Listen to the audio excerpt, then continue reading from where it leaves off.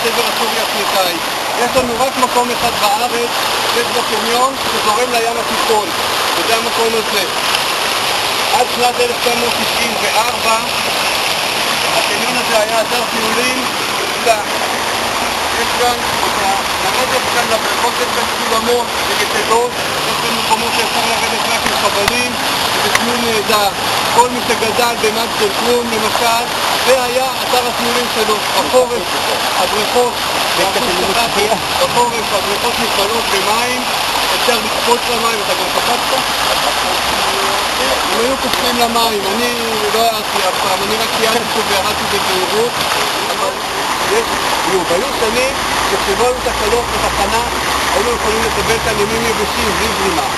ב3-4 שנים האחרונות זה כבר לא קיים והנחל הזה זורם כל השנים. אנחנו שקלנו פנייה לרשויות להסב את המעמד שלו מנחל אכזב לנחל איתן, אבל מצד שני אנחנו מעדיפים שיהיה נחל אכזב שנקבל רק מי גשם, כי המחזה שיורד גשם וימי גשם חזק, המחזה, כמויות המים שזורמות כאן במחלים זה מחזה ששווה לראות. אני ממליץ לכולם להגיע לכאן בימי גשם ולבוא בזהירות ולהסתכל על הסביבה. אני משער יש בערך 52 בתי אטליז בכפר אל-אסד ובענה, וכולם זרקו לפה, והריח מפה עף עם כל הזבובים וכל היתושים וכל אז לאט לאט אנחנו הולכים לחזק, כמו שאתם רואים, נגיע למצב הזה, נחפש אתר חלופי בעזרת השם במערכת. יש פורום הצדק הסביבתי, שהוא פורום פעיל ופועל במסגרת מיזם מרקם בגליל, מיוזמות קרן העולם. אנחנו נרחיב אחרי האחות על המיזם.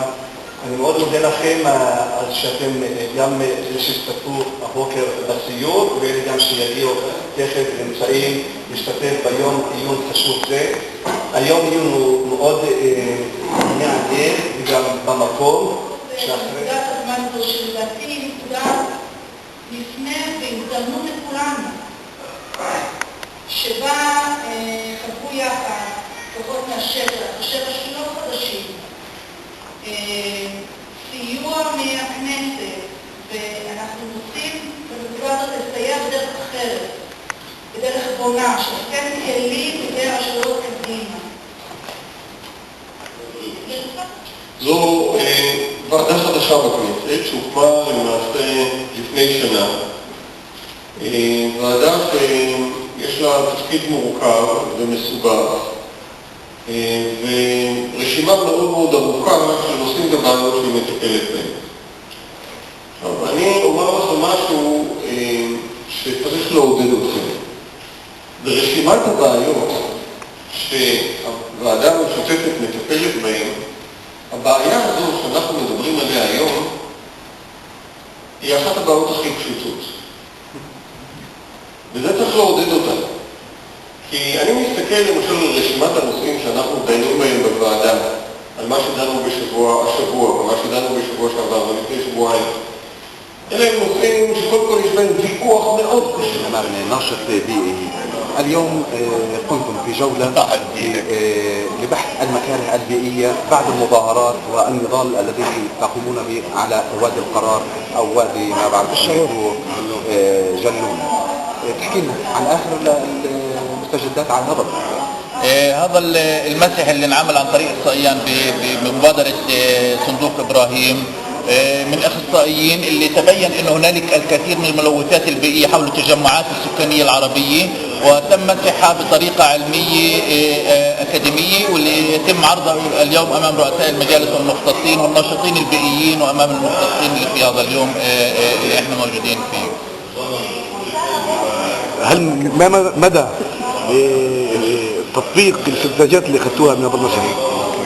كثير من الملوثات البيئية اللي بدها معالجة فورية بالقريب العاجل، وخاصة القضايا الملوثات الموجودة في منطقة وادي الشغور، منطقة الموجودين فيها احنا مجد كروم ومنطقة كرمائيل، وخاصة قضية المجاري المتدفقة في هذه المنطقة حول التجمعات السكانية وفي المحمية الطبيعية.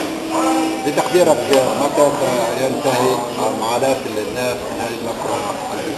زي ما احنا بنعرف انه في توصيات اللي قدمت اليوم من وزارة البيئة، وفي هنالك متابعة من لجنة الداخلية للكنيست ولجنة البيئة للكنيست. هذه التوصيات رفعت اليوم في هذا اليوم الدراسي من قبل مديرة اللواء دوريد زيد، ونتأمل خيرا ان شاء الله في القريب العاجل على تم انه يعطي حلول لكل هذه الملوثات وخاصة في منطقة الشابور. بالنسبة لكم قريب العاجل احنا صرنا القضية صار 15 سنة، ولكن نحن متفائلين انه في الفترة الاخيرة في هنالك حراك جماهيري شعبي كبير على قضايا كثير اللي المفروض انها تنحل في القريب العاجل. زي ما احنا بنعرف يهود وعرب في هذه المنطقة ويعطوا حلول سريعة وفورية لكل هذه الملوثات. חשובה להרבה אנשים שצריכים לדבר. אני חושב שמדובר פה בעצם על ההתאמה וחיזוק של כמה גורמים. גורם אחד זה רשויות. פתרון באופק? הפתרון הוא מאוד אפשרי, וזו הנקודה החשובה ביותר. הבעיה שמתרחשת פה בבקעת בית הכרם היא בלתי נסבלת. יש פה בעיות של ביוב, יש פה בעיות של פסולת, זה פוגע בבריאות של האנשים, זה מסוכן, וזה לא רק פוגע בתושבים של הכפרים שנמצאים כאן, זה מתפשט לים, בעכו, וזה משפיע על כל הסביבה מסביב.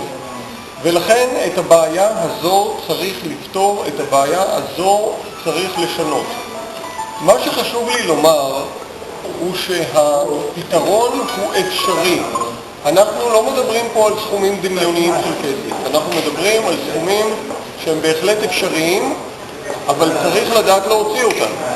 הדרישה שלנו בוועדה של הכנסת לסביבה ובריאות היא קודם כל מהממשלה.